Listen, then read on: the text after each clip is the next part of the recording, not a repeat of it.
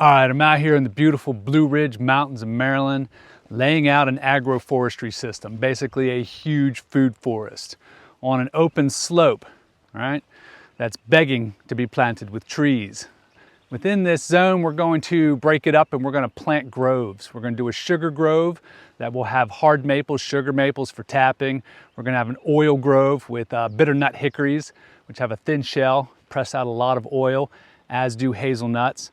We're going to have a mixed nut grove. It's going to be select black walnuts, shag and shell, hickories, northern pecans. Pecans are also a hickory, so they'll fit in beautifully.